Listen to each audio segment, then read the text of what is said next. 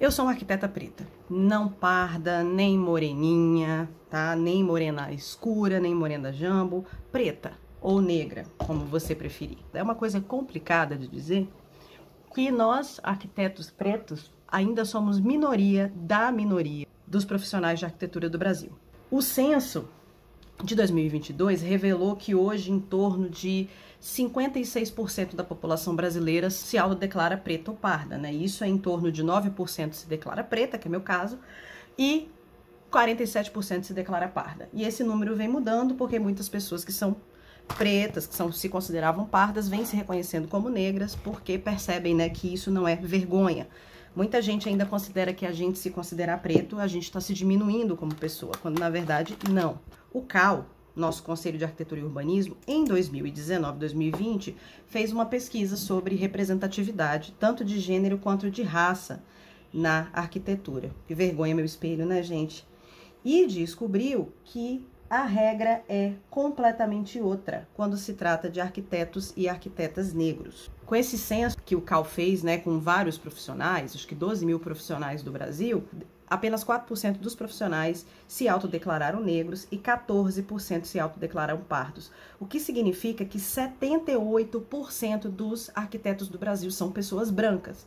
A gente sabe, graças a Deus, que a maioria hoje dos arquitetos mais jovens, né, principalmente com menos de 40 anos, são mulheres. A representatividade de raça ainda é muito inferior. O que para mim é uma coisa esquisita se você considerar que, historicamente, quem construiu esse país foram pessoas pretas e pessoas pardas, escravizadas ou não. A maior parte da mão de obra da construção civil é feita por pessoas não brancas. E aí a gente percebe essa divisão, né? Uma divisão entre quem projeta, ou seja, quem porta aí o conhecimento especializado, conhecimento acadêmico, e quem executa, né? Então, a maior parte das pessoas que projetam são brancas, enquanto a maior parte das pessoas que executam são negras ou pardas. Lembrando que, na nossa cultura positivista, cartesiana e patriarcal, obviamente que quem projeta tem muito mais valor do que quem executa. E além da questão de realmente ser um grupo étnico minoritário na arquitetura, a arquitetura dos pretos é muito invisibilizada, né? Mesmo a gente sabendo que na construção civil a gente tem figuras incríveis como André Rebouças, primeiro engenheiro negro do Brasil, praticamente responsável por todas as obras do Rio de Janeiro, né, no século XIX. Mas só em 2022 que nós tivemos o primeiro arquiteto negro a ganhar um Pritzker, que é aí considerado Pulitzer ou Oscar, ou Prêmio de Cannes dos arquitetos.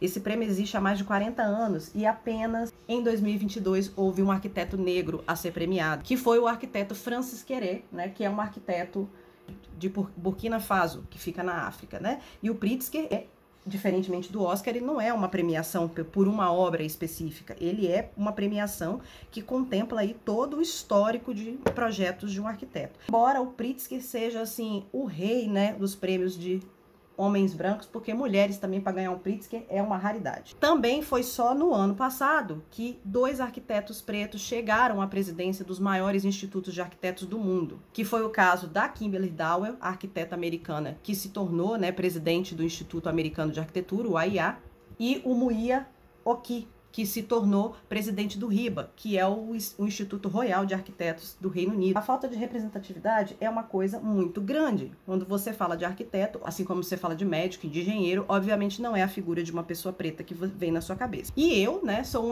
um exemplo perfeito disso aí. E por que acontece essas coisas, gente? Simplesmente por causa do racismo estrutural. E uma expressão, né, que subiu muito nos últimos anos, porque tá ficando difícil negar que racismo realmente faz parte das bases construtivas da nossa sociedade. O racismo estrutural justifica que os negros, em geral, tenham menor acesso à educação, principalmente à educação superior, principalmente em áreas que são consideradas de elite, que são consideradas áreas de gente rica, como é a arquitetura, por exemplo, e medicina, né? E quem é que fazia arquitetura? Quem é que produzia arquitetura? Era filho de rico. Também existe a crença entranhada, que é muito estrutural, da subalternidade da pessoa negra, que justifica que a gente aceite que pessoas pretas estejam apenas executando serviços que nós consideramos inferiores, né? Que a branquitude considera inferior.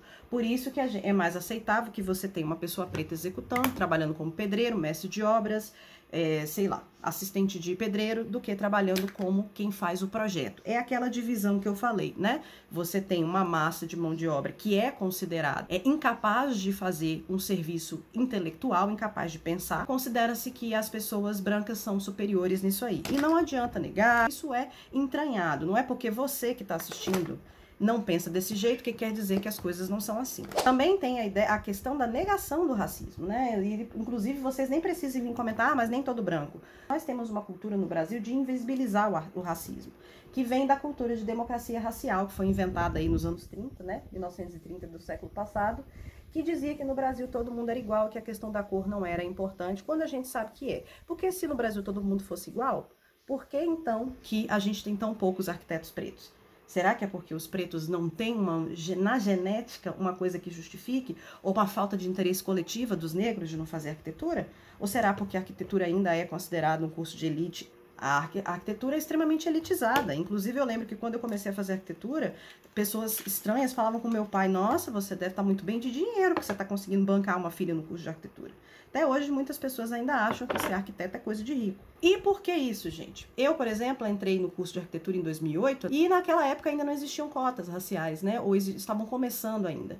O que era o curso antes de cotas? Primeiro, curso caríssimo, se você fosse fazer na particular, né?